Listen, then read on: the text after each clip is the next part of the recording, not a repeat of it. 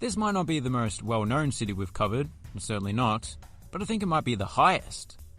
Situated just under 3 kilometers high in the Andes Mountains is Quito, Ecuador. Let's check out their stadiums. Estadio Onalo Porto Repalda. When this stadium opened in 1994, Alcas were one of the few major clubs in the country and the first in the city to actually own their home ground. Not only is it nice to be able to decorate your place the way you like, without the landlord complaining and saying that painting everything red and yellow will diminish the curb appeal, but also they moved out of a ground that they had to share with about half a dozen clubs. On top of that, that ground wasn't even purpose-built for football. It has a running track around the field. We'll get to that one later on. But yeah, whilst it's certainly not flashy, it seems like a great place to watch a game. Provided there is no rain and you don't suffer from back pain. Backrests are hard to find at this ground. Coliseo Henro Rumenyawi. In this part of the world, it's not unusual for a sports venue to be named after a war hero, but it would usually be one of Spanish or Portuguese origin. This one, however, is named after an Inca warrior, who was famous for not revealing the location of the lost Inca gold. Despite being tortured extensively, he was eventually burnt at the stake by the Spanish. This was several hundred years before the Geneva Convention, you see. That's got me thinking, do you reckon anyone has been burnt at the stake for burning a steak? Unlike the exterior, which is as pointy as can be, the seating is round all round. Some of the seating is comprised of wooden benches, you know, the technology that was around in the days of Rumenyawi, but a good chunk of the capacity is coming from comfortable seats of plastic. Given the name, I was expecting a bit more gold, but then again, it's called the Lost Inca Gold for a reason. Estadio Olímpico Atahualpa. Atahualpa is the prince that Rumenyawi fought on the side of in the Inca Civil War. He was captured by the Spanish but was not burnt at the stake. They decided to go easy on him and strangle him to death using one of these things.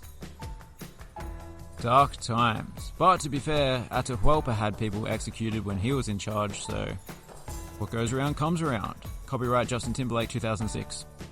A few years back it was announced that this old stadium was to be demolished to make way for a new one. As of yet, that hasn't happened. Perhaps COVID was to blame. Not only is it still standing, but it remains the busiest football ground in town. As a busy football stadium, I haven't got time to tie up my shoelaces. That's why I choose Skechers hands-free slip-ins. Simply slide your feet in for a fit you'll love. It fits as snug as OJ's glove. Estadio Rodrigo Paz Delgado is the biggest stadium in the city, and Liga Deportiva Universitaria gets it all for themselves because they went and built their own stadium shortly after Alcas did. Although technically they're not the only team that plays here. When the Ecuador national team plays in Quito, it's here. They did previously play at the previous ground, but that no longer cuts the mustard. This ground gets the nickname of Casablanca, which means White House. I don't know why it gets that name because it's not exactly white, although it is situated on John F. Kennedy Avenue, so I guess it could be referring to the White House. The interior of this White House contains no Oval Office. What it does have is plenty of premium seating. It seems to be common in some of the larger South American stadiums to see row after row of them stacked on top of one another. I love the way it looks, but more importantly, it allows for a great view, even for those sitting way up top.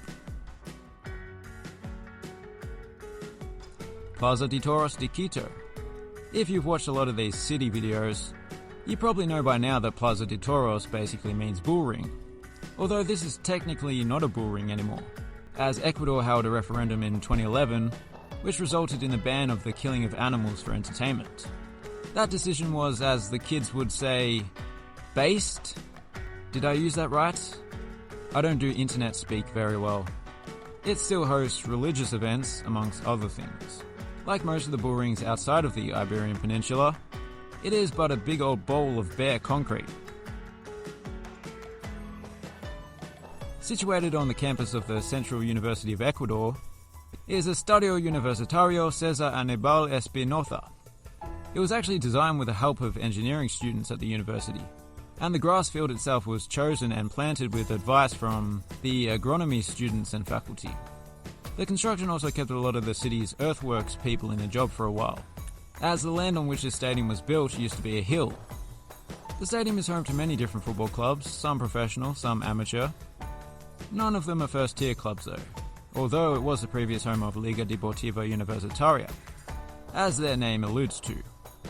It is a rather nice ground. I always like it when a stadium is built into sloping earth. There's a pretty backdrop as well. So there you have it. Estadio Rodrigo Paz Delgado has got to be my favourite of the lot. It may not literally be a Casablanca, but it is at least a Buena Roja Blanca. No, hang on, a Buena Casa Roja, that's it. If you haven't subscribed already, please consider doing so. Thanks for watching, have a good one.